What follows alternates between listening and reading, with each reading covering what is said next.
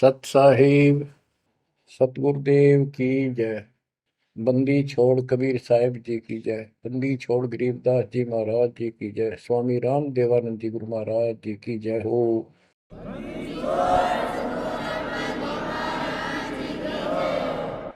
सर्व संतों की जय, सर्व भक्तों की जय, धर्मी पुरुषों की जय। श्री काशी धाम की जय, श्री सुडानी धाम की जय, श्री क्रोथा धाम की जय, श्री बरवाड़ा धाम की जय।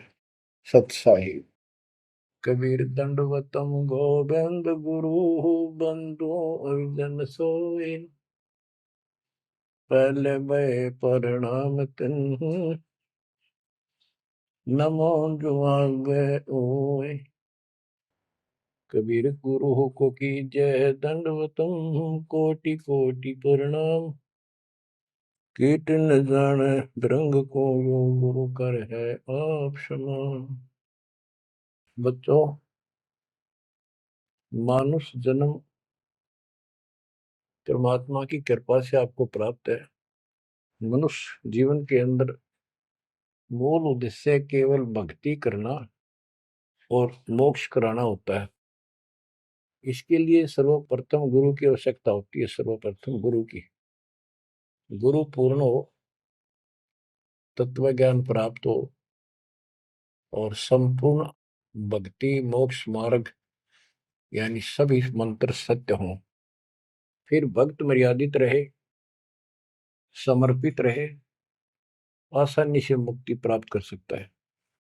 अब जैसे धर्मदास जी का प्रसंग चल रहा है,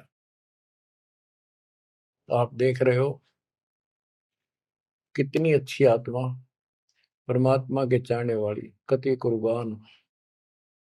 और जैसा उस अज्ञानी गुरु ने मार्गदर्शन किया, कति अटूट श्रद्धा। सेवक तो ऐसा ही हो, पर गुरु ऐसा ना हो जो जीव को कर्म कांड में उलझावे। अब इस कथा से आपको अपने आप बहुत कुछ बातें समझ में आएंगी कि आपको कैसे पूर्ण सतगुरु प्राप्त है, अध्यात्म ज्ञान प्राप्त है, संपूर्ण मूल ज्ञान जो आज तक छुपा के रखना था। और अब भी आप नहीं समझ सके उस परम पिता की महिमा को और इस गंदे लोक के यथार्थता को, तो फिर परमात्मा आपको कौन सी भाषा का प्रयोग करे जिसे तुम समझ सकते हो।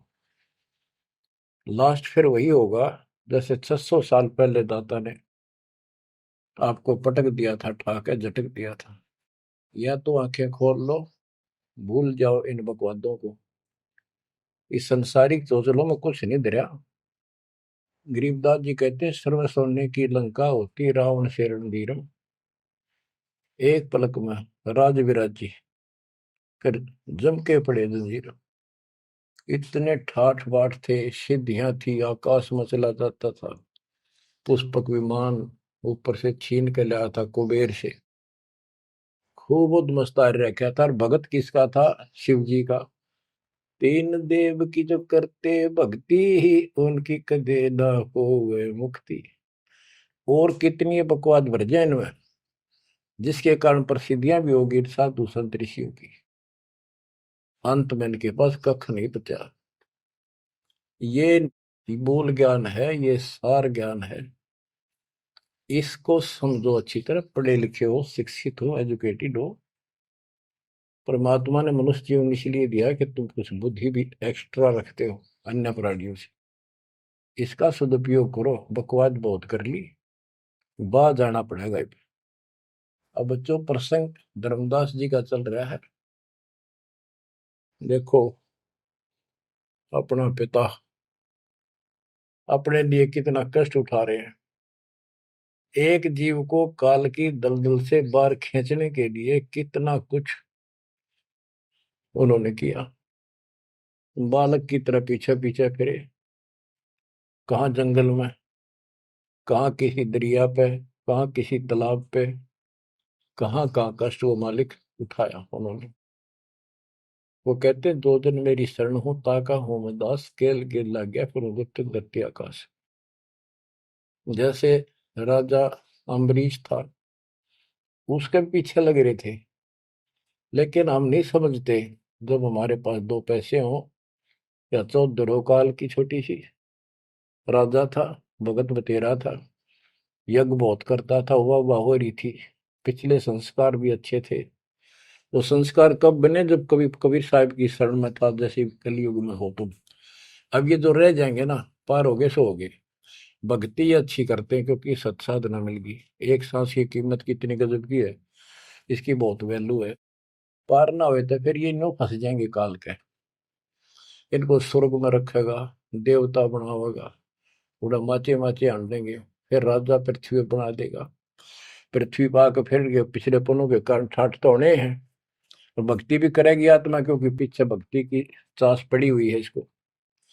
तो भक्ति गलत करें जाएंगे, लाभ नारे हुए दिखेंगे। यो काल का भयंकर जाल है। मालिक फिर भी अपने बच्चे के साथ रहता है, फिर भी उनको राह दिखाने की चेष्टा करता है, किसी न किसी रूप में अपनी सच्ची भक्ति फिर से बताने की चेष्टा करता है। मानते हैं ना मानते वो अलग बात है। फिर राजा जनक हुआ अम्बरीश का जीवन पूरा करके, राजा जनक का पूरा करके फिर स्वर्ग गया। स्वर्ग में जाते समय लूट लिया काल ने। बिना विवेक वेख जो धारा सब करते सो भी बिना विवेक के न्यू नाश करते हैं। उड़ा दया भाव दिखा दी, अपने पुण्य दे दिए, और फिर नंगड़ होकर पृथ्वी पर आ गया। सारे पुण्य वहां खत्म कराया, आधे आधे ऊपर स्वर्ग में भोग लिए, और फिर पृथ्वी पर आ गए। पहले राजा था दो जीवनों में, राजा अम्बरीश वाली आत्मा, अम्बरीश राजा, राजा जनक सीता का पिता, और फिर वही आत्मा बाबा नानक बनी, खुद नौकर लगा के नवाब के यहाँ। जब ये इस स्थिति में आ गया, कति हैंड टू माउथ हो गए, तब दाता फिर मिले अपने बच्चे को। फिर राह दिखाने की चेष्टा की, खूब वाद विवाद किया। ने बोला आंखा देखो तो मानो, आंखा भी दिखाया, जब जाकर माना। बच्चों ऐसे आज आपके साथ खड़े कर दाता देख कहां सिर के होने लग रहा है, यह भी तरह समझ में नहीं आ रही, ये भी तुम नहीं समझ पा रहे। What is this? इसका नाम है कबीर भगवान। इसको कहते हैं सक्षम समर्थ परमात्मा। बच्चों यहाँ देखो, मालिक ने कैसे अपने बच्चों तक संदेश पहुंचाने लग रहे। काल ने जुल्म करने में कसर नहीं छोड़ी, पर यूं भी तो उसका बाप है। और देखो अपने बच्चों को कैसे अमृत छकाने लग रहे हैं। इन क्रियाओं को देखकर ये विश्वास कर लेना चाहिए कि आप समर्थ की शरण में आ चुके हो। द्वार धनी के पड़ा रहे, धक्के धनी के खावे, 100 काल झकझोरी पर द्वार छोड़ जाओ। ईब तुम इतना जरूर कर दियो, और कुछ ना बने तो इतना रहियो, मालिक की शरण से दूर मत होना। चाहे दुखी दिखो, चाहे सुखी दिखो, ईब के आप सत्य में अगला कदम है बस, नथिंग एल्स, दूसरी बात नहीं है। पर होगा उनका जो मर्यादित रहेंगे, समर्पित रहेंगे, तन मन धन सब तेरा, ये कहने से नहीं, करना होगा। काल जाते आज ले चलो दाता, रखियो अपने चरण में। तो बच्चों फिर जब तक चाहोगे तब तक जीवन दे देगा आपको, जब तक चाहोगे। लेकिन अंत में एक ऐसा आप पर प्रेरणा हो जाएगी आपको, और आप ही कहोगे कि दाता ले चलो, बस बस बहुत होगी। तो कहते हैं जीव है इतना जोखिम नहीं, मरा जब निशंक मरे, परमात्मा कहते हैं। तो ये हमारा मरना नहीं होगा, हम तो मेले से बजावांगे। शरीर छोड़ दिया कांचड़ी, पक्षी उड़ा आकाश को चलते कर गया बीट, ये तो वो है। बच्चों प्रसंग धर्मदास जी का चल रहा है। परमात्मा ने धर्मदास जी को पूरी सृष्टि रचना फिर सुनाई, क्योंकि शुरुआत में उसने इसलिए सुनी थी, अपना तर्क मन में अलग रखा था। साथ में आमनी देवी ने भी सुनी, दोनों को विश्वास हुआ। परमात्मा से कहा कि जोड़ पानी में पूछो स्वामी, पानी माने हाथ, जोड़ पानी में पूछो स्वामी, को कृपा कर अंतर्यामी, ओ साहब नाम का आही, परचय नाम कहो मोहि पाई, गुरु और सतगुरु तुमको कहूं, हे प्रभु कौन देश तुम रहो। परमात्मा बोले, हो धर्मनी जो पूछो मोही, सुनो सुरती धर कहो मतोई, जिंदा नाम है सुन मेरा, जिंदा बेस खोज के ही तोरा, हम सतगुरु के सेवक आही, सतगुर संग हम सदा रहाई, सतपुरुष व सतगुर आही, सतलोक में वह सदा रहाई। सकल जीव के रक्षक सोई, सतगुर भक्ति काज जीव होई। सतगुर की भक्ति से जीव के सब काम ठीक होंगे। सतगुर सत्य कबीर सो आही, गुप्त प्रगट कोई चिन्ह नाही। सतगुर आज जगत तन धारी, दासा तन दर शब्द पुकारी। काशी रह परख हम पावा, सत नाम उन्मोहि दरडावा। परमात्मा अपने को छुपा के कहते सत परमात्मा तो सतलोक में रहता है और वहां से चलकर आया हुआ है। अब वो सतगुरु सत कबीर काशी में है। वो प्रगट है, गुप्त है। प्रगट का अर्थ है कि सामने बैठा है, गुप्त ऐसे है कि उसको कोई पहचान नहीं पा रहा। सतगुरु आज जगत तन धारी, उस सतगुरु ने, सतपुरुष ने, पूर्ण परमात्मा ने जगत में आके ये कबीर रूप धारण कर रखा है। और काशी रहे पर खम पावा, वो काशी में रहते हैं, हमने उनको पहचान लिया। सत नाम उन्मोहि दरडावा, ये सच्चा नाम, सच्चा ज्ञान, सही विधि उसने मुझे बताई। यम राजा का सब छल चीना, निरख परख यम सो भीना। तीन लोग को काल सतावे, ताको ही ये सब जग ध्यान लगाओ। तीन लोग को यू काल परेशान कर रहा है, दुर्गति कर रहा है तीन लोग की, सब प्राणियों की, और उनका ये ध्यान लगावे। ब्रह्म देव जाको वेद बखाने, सोई है काल कोई मर्म न जाने। जिसको ब्रह्म भगवान के है ना, देवता लोग, गुरु ऋषि, वो वही तो काल है। तिनके सुत अहि तिर देवा, सब जग करे उनकी सेवा। इनकी पूजा करते, ये उसके पुत्र है तीनों। तिरगुण जाल ये जग हुंदाना, जाने ने अवसल पुरुष पुराना। जाकी ई जग भक्ति कराई, अंत काल जीव को सोए दरखाई। जिसकी ये भक्ति करते हैं काल की, ब्रह्म की, या इनके तीनों पुत्रों की, अंत समय वो इनको खावे। सब जीव सतपुरुष के आही, ये सारे प्राणी उस सतपुरुष कबीर साहब के हैं। यम दे धोखा फांसाता ही, प्रथम बहे असुर यमराई। बहुत कष्ट जीवों के लाई, दूसरी काल कला पुन धारा। धर अवतार असुर संहारा, जीवन बहुविध कीन पुकारा। रक्षा कारण बहु करे पुकारा। जीव जाना ये धनी हमारा, दे विश्वास पुनः धर अवतारा। अब क्या ये बताना क्या चाहते हैं परमात्मा? हिरण्यकशिपु, उसको काल ने पैदा किया, उसने उद्मस्तारे भगत को सताया, हाहाकार मची सारी जनता में। तो परमात्मा ने आकर उस राक्षस को मारा और विष्णु को रूप दिखाना पड़ा, क्योंकि कबीर साहब को जानते नहीं थे। बच्चों, भगत का रक्षक केवल कबीर साहब है। प्रहलाद भगत था, प्रहलाद विष्णु जी का उपासक था। इस भक्ति को यहाँ तक लाने के लिए दाता ने आगा पीछा कुछ नहीं देखा, ना अपनी महिमा की आवश्यकता समझी। यदि वो महिमा चाहे तो काशी में 120 वर्ष रहे एक निर्धन जुलाहे की लीला में, वो 1 मिनट में कुछ भी कर सकते थे, दुनिया पीछे हो लेती, पर ये इस मार्ग में चला नहीं। तो क्या बताते हैं कि विष्णु रूप धारण कर लिया, विष्णु भी खुश हो गया, लोग कहें विष्णु जी ने रक्षा कर दी, विष्णु जी ने रक्षा कर दी। अब ये काल का जाल नो ऐसे अड़ा रहा।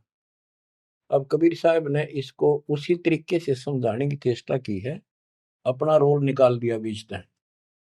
कबीर साहब समझाना चाहते हैं कि एक तरफ तो काल ने राक्षस बनाए, फिर तुम कहते हो विष्णु ने नरसिंह रूप धार करके और हिरण्यकशिपु को मारा, इसलिए विष्णु की महिमा बन गई।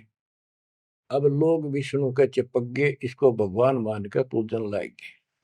हीरो हो गया यो, जैसे पिक्चरों में देखो हीरो 2-4 रन गढ़ दे, बस वाह वाह वाह के जो है ना, इन करिश्मों को देखकर, चमत्कारों को देखकर इनके चिपक गए। ये सब काल का जाल है, परमात्मा ने इससे कोई लेना देना नहीं।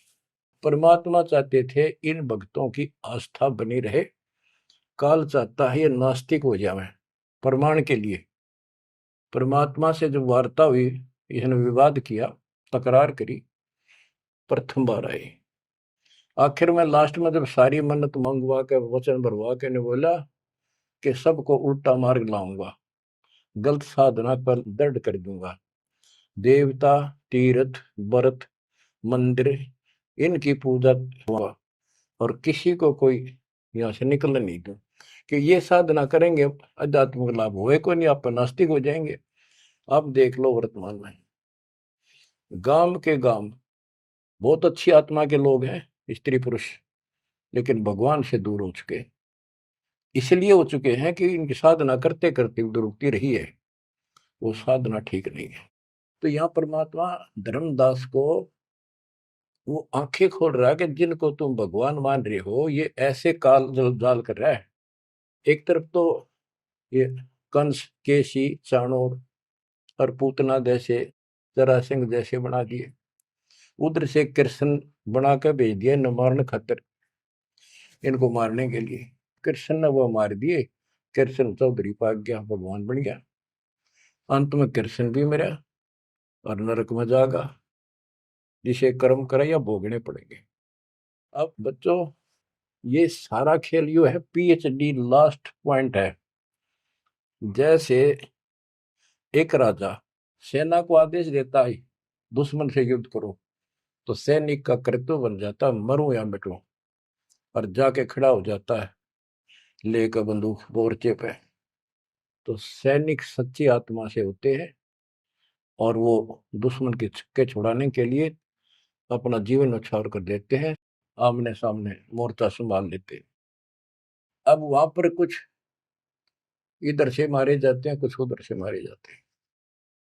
जैसे अपने भक्त बच्चों को सेना में जाना पड़ता है, लड़ाई भी करनी पड़ेगी, युद्ध के मैदान में उतरना ही पड़ेगा और आमने सामने मोर्चा डांटना पड़ेगा।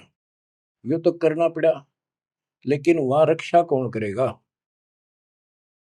वहां उन बच्चों की रक्षा कबीर साहब करेगी। इसी प्रकार काल ने रामकृष्ण को भेज दिया इनको मारने के लिए।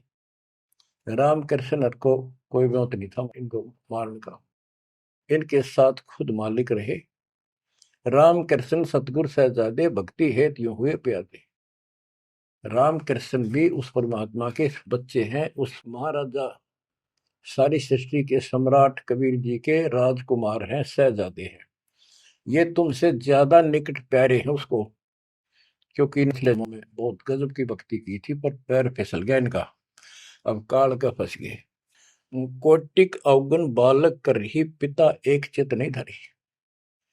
बाप के अंदर एक ऐसा परमात्मा ने पर रखा है प्रेरणा, स्वभाव, बालक से करोड़ों बकवाद कर ले पर पिता एक भी उसकी गलती को ज्यादा सीरियसली नहीं लेता। तो इसी स्थिति पर परमात्मा इस नियम से उन निकमों के साथ भी आज है, लेकिन बहुत प्यारे उनको हैं, क्योंकि कभी वो बहुत गजब के भगत थे और कॉलोनी को सिलेक्ट करे उनके कर्म फुड़वाने के लिए, उनको उच्च पद देता है।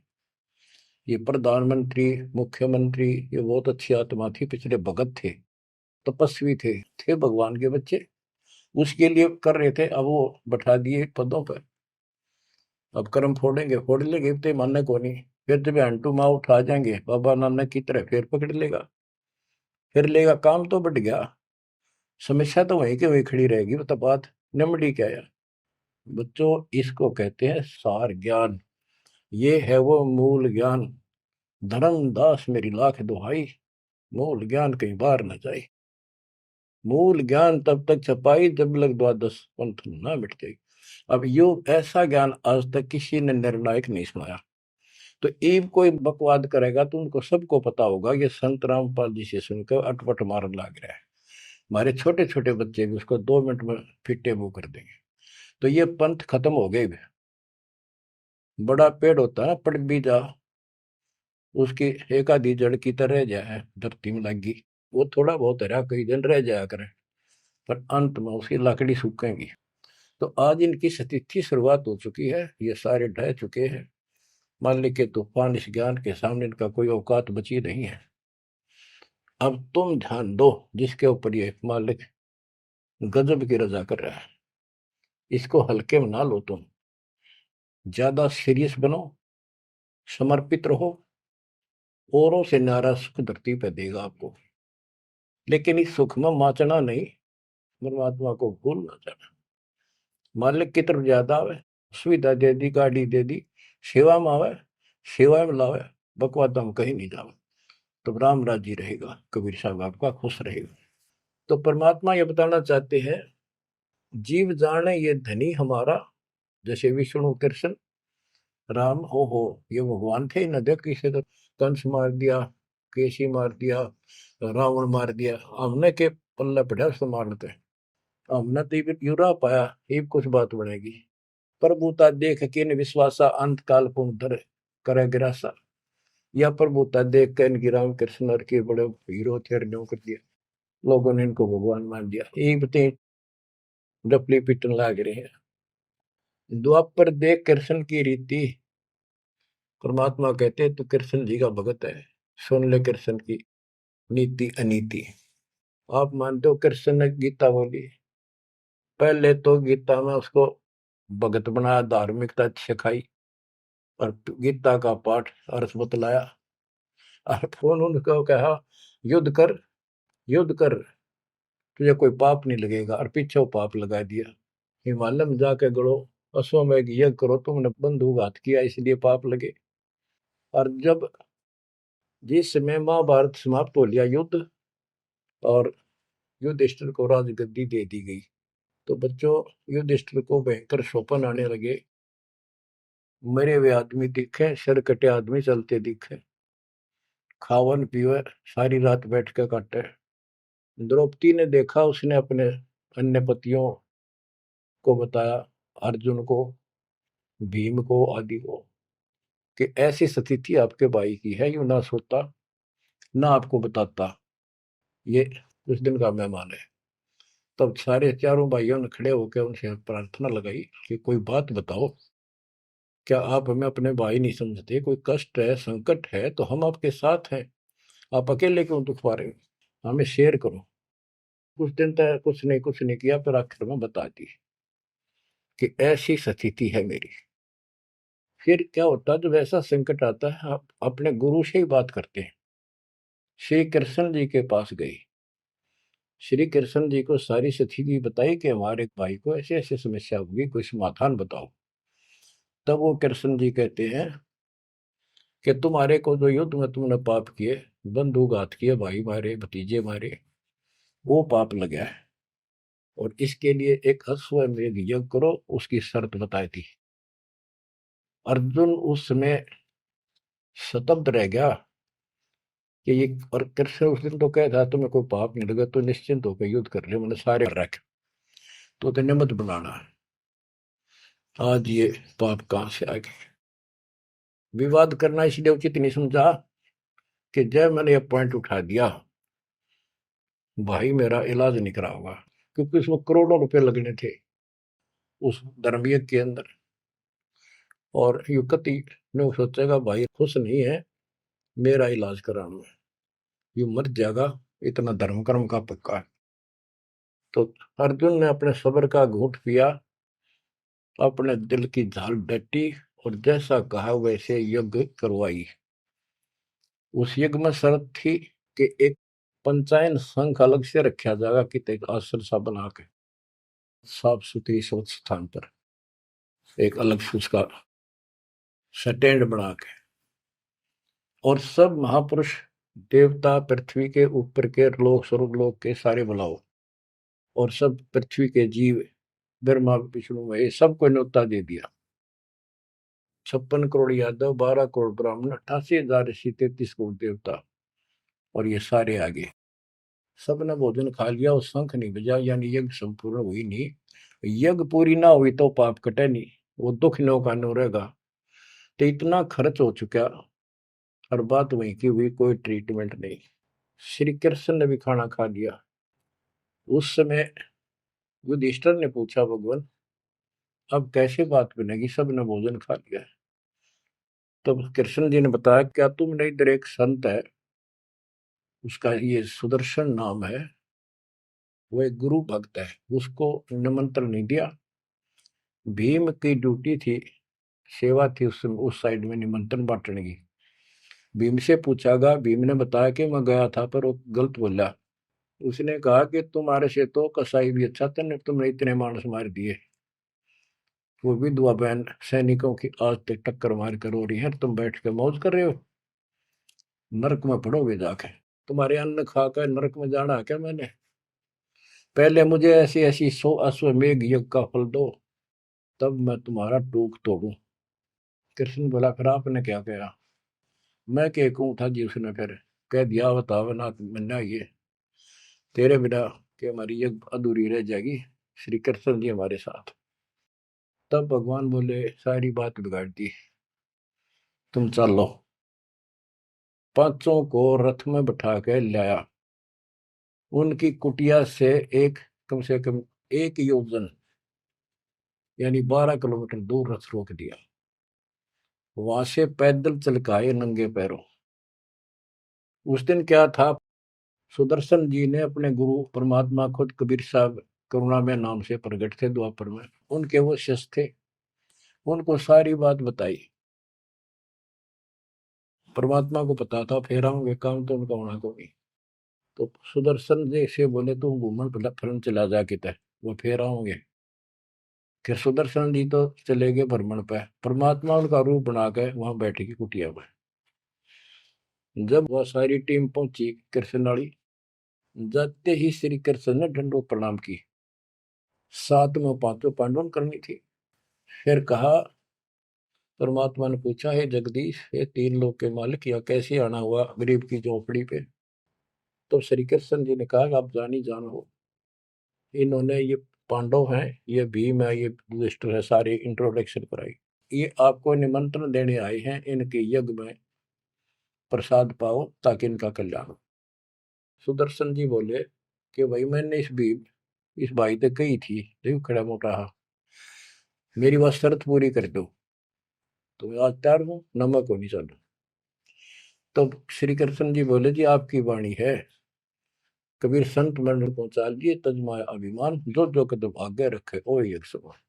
ये दाता, हम वहां से चलकर कहाँ से चले थे, आप तो सारे कदम जानते हो, और 12 किलोमीटर तय, 1 योजन तक हम कभी पैदल आए हैं। यहाँ से वहां तक हमारे जितने कदम एक यज्ञ बनाए बताए आप, हे दाता, 100 आप लेखा ला दो, बाकी हमारी जोड़ी में डाल। साधु भूखा भाव का, धन का भूखा ना। ने बोला, वे चलते हैं। जब पहले भीम आया, डींग मारा था। जब सुदर्शन जी ने ये कहा कि तुमने इतने आदमी मार दिए, ऐसा जुल्म कर दिया, भीम बोला, युद्ध ऐसे नहीं जीता जाता, एक का गदा मारूं था 6 मरे थे। तो परमात्मा ने उसकी फड़क निकालनी थी, कुछ परिचय देना था कि इसमें कुछ है। परमात्मा बोले, सुदर्शन रूपधारी कबीर साहब के भीम, पहलवानिया मेरी माला तार के दिए, दे खुट्टी व टंगरी। हो गया तारण खातिर, कणछन लाग गया पहलवान, वो माला ना उतरी, वह सुमरनी उतरी नहीं। ने बोला, रे तू एक मारे था, 6 मरे थे पहलवान, या छोटी सी माला नहीं तेरे से उठती। खिसियाना होकर वापस आ गया। परमात्मा ने ऐसे हाथ करे, आपसे उतर कर आएगी हाथ में माला, और बहुत चक्के रह गए, अचंभित हुए सारे के सारे। तब परमात्मा को लेकर ये घुमाए। लंबी कहानी है, विषय दूसरा चल रहा है। तब उस दाता के भोजन करने से उनका काम बना, जब वो शंख बजा। ये अलग प्रसंग कभी ठीक से जच कर सुनाऊंगा, अब प्रसंग दूसरा चल रहा है। परमात्मा कह रहे, धर्मदास, तेरे कृष्ण की कुनीति सुन ले। एक तरफ तनियों का था, तेरे पाप ना लगे, और फिर पाप बताए दिए। उन पापों को धोने के लिए जो विधि बताई, उससे भी बात ना बनी, वो भी समर्थ सक्षम हम थे वहां पर, हमने की। और बच्चों, वो पाप नहीं थे, वो पाप तो थे लेकिन वो प्रेत बाधा थी। वो जो सैनिक मरे थे, विधवा रो रही थी, वो सैनिक उसने तंग कर रहे थे, प्रेत बने हुए। वह प्रेत बाधा भी कृष्ण तक नहीं ठीक हुई। बच्चों, गरीबदास जी कहते, तुम कौन राम का जपते जपन, ताते कटे ना ये तीनों ताप। ये 3 ताप के तहत दुख था उनको। और वो पाप ते न्यो के नो रखे रह गए। ओए होए। अरे कोयल के बच्चों, ईब तक पकड़ दो अपने माँ की वाणी को, क्या कहना चाहते हो? अब विष कागाड़ा के साथ रहोगे क्या? अब क्या बताते हैं? गीता पाठ का अर्थ बतलावा, पुण्य पाछे बहु पाप लगावा, बंधु घात दोष लगावा, पंडों के बहुकाल सतावा। पांडवों को काल ने खूब परेशान किया, और अंत में क्या हुआ? जब दुर्वासा जी ने श्राप दे दिया कि जैसे कृष्ण जी के पुत्र प्रद्युम्न और दो चार पांच और बच्चे मिलकर दुर्वासा जी द्वारका की बनी में बैठे थे, तपस्या कर रहे थे, कुछ दिन के लिए कहीं कहीं रुक जाते थे। वो पता चला कि बड़ा पहुंचा हुआ संत सिद्ध आ रहा है। द्वारका के बच्चे श्री कृष्ण को समर्थ मान चुके थे। किसी ने कंस मार दिया, केसी राक्षस मार दिया, चाणूर मार दिया, ऐसे काल्यवन मार दिया। तो इन्हों सोच रहे थे कृष्ण तो ऊपर धरती पे कोई सही नहीं। उन्होंने मजाक सूझ गए, वह किसी संत साधु का आदर नहीं करते थे, इस कारण से कि हमारे साथ कृष्ण हमारा कोई कुछ नहीं बिगाड़ सकता।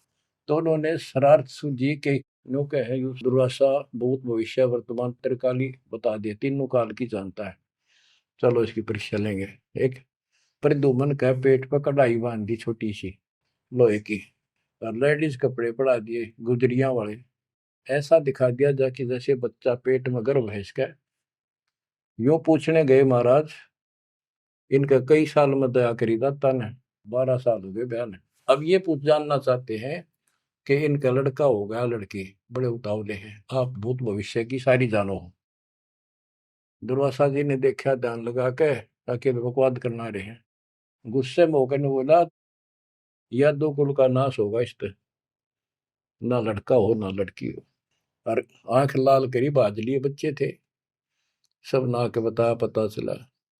यानी उस दुर्वासा के श्राप का कृष्ण तक बात गई। कृष्ण जी ने समाधान बताया कि इस कढ़ाई ने घिसा के चूर्ण बना के प्रभास क्षेत्र में डाल दो जमुना में, ऐसा कर दिया गया। फिर भी श्राप न्यो का न्यू रह गया। वो श्राप वो द्वारका में उद्मस उतर गया, अचानक बालक मर गया, अचानक कोई और दिक्कत आ गया, छोटी सी बात पर लट्ठम लट्ठा, रोज झगड़े होने लग गए। कृष्ण जी के पास फिर गए, यू कारण क्या है बताओ भगवान, इसका समाधान बताओ। किसी न किसी की बात नहीं सुहारी, यू कौन सा पाप सेध गया नगरी का? कृष्ण जी बोला, भाई तुमने, जो दुर्वासा का श्राप है ये दुखी कर रहा है, इसका समाधान है तुम जाके वहां जमुना में स्नान करो प्रभास क्षेत्र में, जहां पर वो कढ़ाई के कंड डलवाए थे चूरे बना बना के। उसमें एक कड़ा घिसा नहीं था कढ़ाई का, पूरा ना घिसा, थोड़ा बहुत घिस, चमकीली सी वस्तु होगी, वो मछली ने खा ली। एक बालिया नाम का मछियारा था और साथ में शिकारी था, वो मछली पकड़ी, वो आगे उसने काट के देखी, उसमें चमकीली धातु थी। उसका अपना तीर का एरो बनवा दिया, आगे का ऐसा विषाक्त करके जहर में बुझवा के। और जो कण थे जो कढ़ाई के बताते हैं, उनके सरकंडे जाम गए, बूढ़े बूढ़े, उनके तीखे पत्ते गजब के तलवार जैसे। और कृष्ण जी ने कहा, सारे स्नान करो वहां जाके, तुम्हारा ये शराब खत्म हो जाएगा। वहां बोले सब बच्चे नर, कोई ना बचे, गर्भ न छोड़ के, छोटे छोटे नवजात शिशु भी साथ ले गए, कदे इन पर शराब ना रह जाए।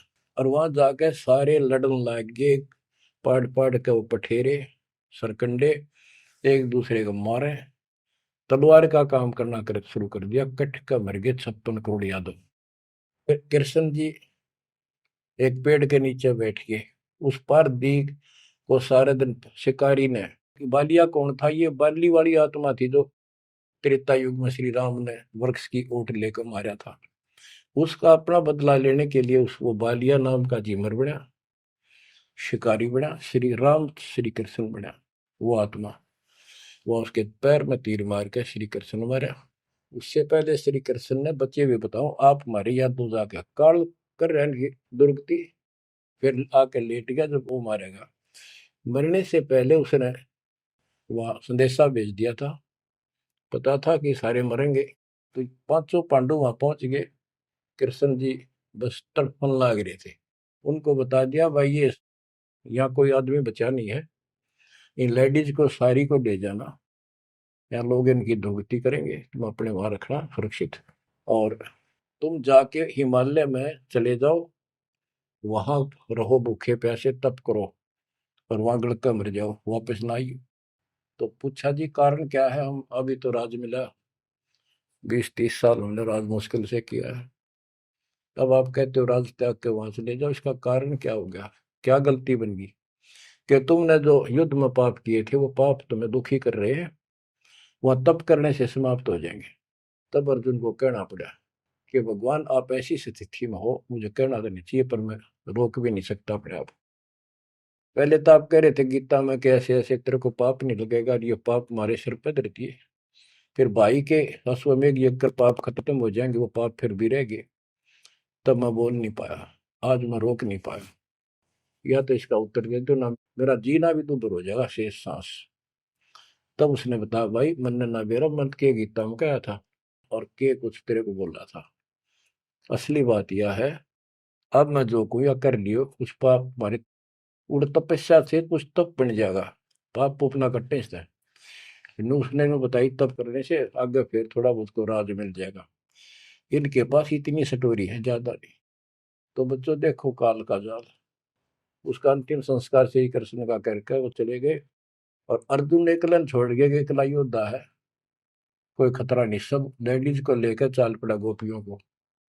रास्ते में बिल्लो ने पकड़ लिया, उन्हें पीटा इस अर्जुन को, गोपियां लूट ले गए, लड़कियां ठा ले गए रामजादे, और इस पर धनुष साथ ले रहा था जो महाभारत के युद्ध में जो उद्मस्त आ रहा था, वो उठा तक नीचते, तब रोवा खड़ा खड़ा कि इस कृष्ण ने तुम्हारा नाश कर दिया, सारे हमारे साथ धोखा किया, जब नाश कराना था युद्ध में मानस मरवाने थे आदमी, जब तक ताकत दे दी, अब मैं खड़ा खड़ा पड़। गीता भी यही कहती है, बलवानों का बल मैं हूँ, बुद्धिवानों की बुद्धि मैं हूँ।